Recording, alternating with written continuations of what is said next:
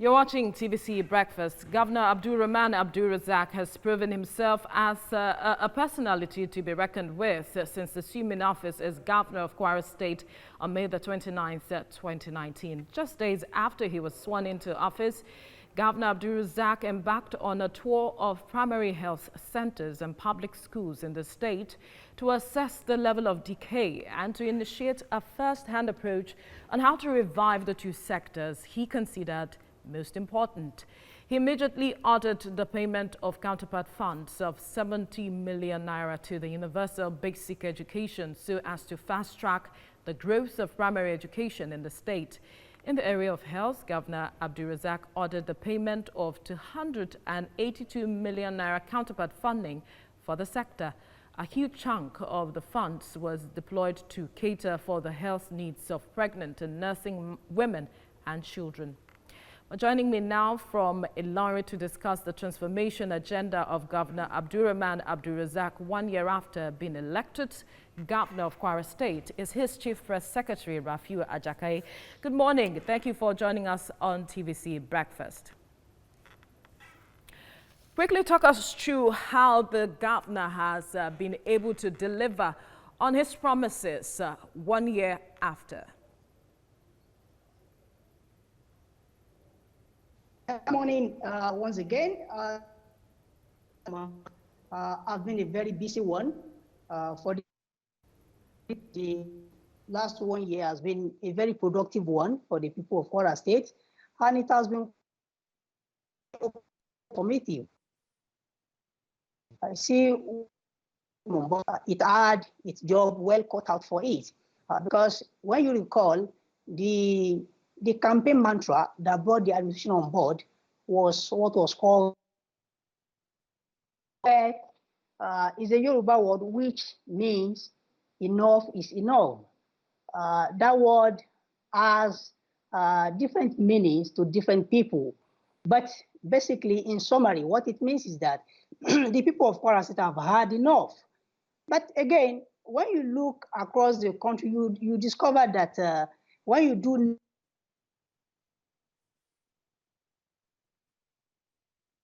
different things, and different things have to be done. So when we talk about governance, what we met on ground was nothing to write home about. You see, when you are going to measure a people, or when you want to measure up an administration, you have to look at what is called the human capital development indices. In Kwara, when we came aboard, that was nearly non-existent, and I will give you an example. When we came on board, look at the water situation in the metropole here, in Ilorin, or anywhere in the state. The only way to get water, apart from people who go to the stream, is for you to get water through water tanker. So it was that pathetic. So again, when we came on board, the primary education sector was in shambles. As a matter of fact, Kwara was on the UBEC blacklist, so much that Kwara couldn't access any assistance from the federal government since 2013. And how did that happen? It happened because the money that was meant to invest heavily in the primary education sector was mismanaged. It was mismanaged. The UBEC gave Kwara money. Kwara was supposed to make the money with its own counterpart funds, but it was discovered that money was diverted to something else. Of course, it enraged the UBEC, and Kwara was immediately blacklisted. Now, the effect of that was quite glaring on the education sector. Anywhere you go to in this state, there are no basic facilities for primary education. The same thing in the health sector. Now, 1 year after, we are glad to say that we have changed the narrative. Not only has the administration taken Kwara off the blacklist by paying the counterpart funds, that money was meant to fix, and we are on the road to accessing that fund. If you look at the 2020 budget, we made adequate provision to access UBEC fund from Abuja, and we are right on track. Now, when you look at the water situation in Ilorin today, we are glad to say that there is no water tanker taking water. What we have today is water running through the taps. And it's not just in the metropolis. When you go to Kwara North, when you go to Kwara South, this administration has succeeded in making water available to the people. And that did not just happen. We fixed 5 major works, and others are in the pipelines. Apart from that, the administration also rehabilitated over 400 boreholes, and we have dug more. Now, the stage we are in now is that we have stabilized the situation. When you look at the primary health sector, it was in shambles. As a matter of fact, when we came on board for the last 5 years, Kwara State was not having what we call routine polio immunization for the kids. So much that by January 19, 2019, Kwara embarrassed Nigeria by recording the first vaccine-derived polio. Today, that story has changed. Kwara has not only paid the necessary counterpart funds and offered the necessary support. All the development partners have come back to the state. When we came on board, one of the earliest steps that the government took was to pay various counterpart funds to the tune of 232 million naira. And the effects have been very glaring. Those counterpart funds were meant to address malaria, they were meant to address nutrition issue, and they were meant to address maternal health care. Now today, all of these are yielding positive results. By December 2019, as a matter of fact, Kwara had received roughly 8 billion naira worth of vaccine. 8 billion naira worth of vaccine and technical support from our development partners and, of course, federal government. Now, when you look at when you look at the education sector, like I was saying, when you go through our facilities, when we were growing up, as a matter. All right, I have to interrupt you at this point for want of time so we can manage time properly. Let's look at security matters in the states now. There was a time the state governor rather called for a North Central Security Summit because he was concerned about the situation around the North Central. Talk to us about how the governor is exploring community initiatives to combat crime in the state. Well, you see, the attitude of the governor is to look at when you have security challenges, there are various factors that lead to that. One of which is the economic reason for that. This administration has focused on making people much more comfortable by addressing the need of the ordinary person, which was why when you look at the human capital development, which I was talking about, the issue of water, the issue of access to basic education, the issue of access to health facility, the administration has spent so much on it. Apart from that, this administration has deliberately committed to what is called Kwara State Social Investment Program, which addresses the poorest of the poor.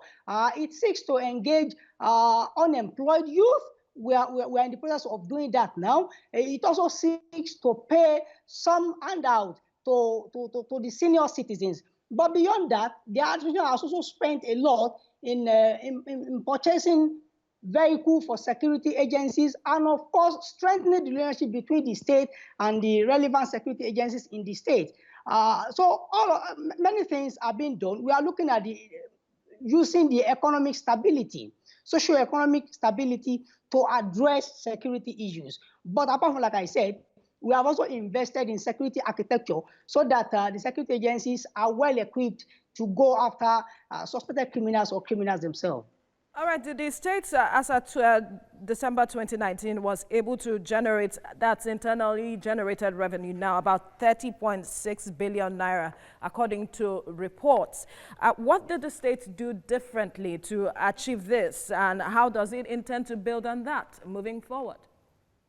Well, what we have been doing is to cut waste and to block loopholes. But beyond that, we are also trying to improve the economic indices.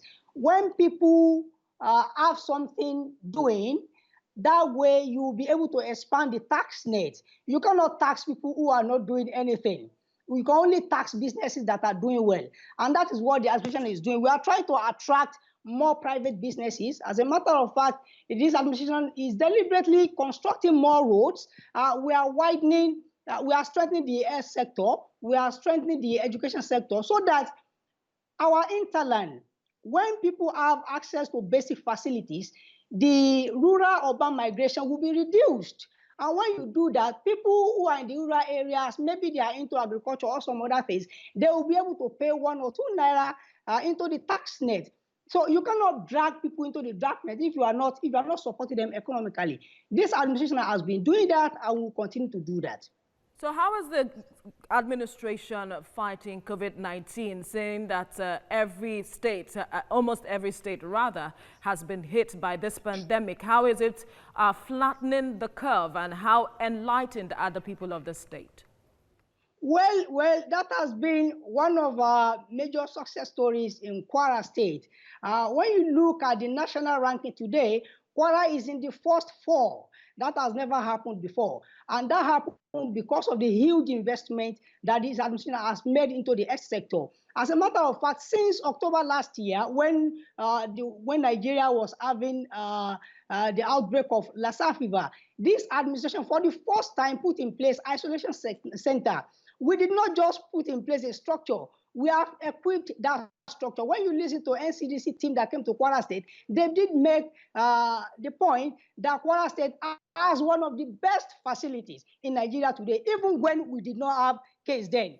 When the NCDC came that time, we probably were having 1 or 2 cases. All right, so I have to interrupt your line of thought now quickly. What should the people of Kwara State expect from the government moving forward, since it has 3 more years to spend? The administration will continue to invest hugely in human capital development. Will continue to spend heavily on education, particularly primary education sector. Will continue to spend heavily in making sure that people have qualitative health care. We will make sure that people are able to afford basic needs of life. And that is why we are investing in the social sector. We are making heavy investment in social security net, in safety net. All right, Rafiu Ajakaye, thank you so much for speaking with us.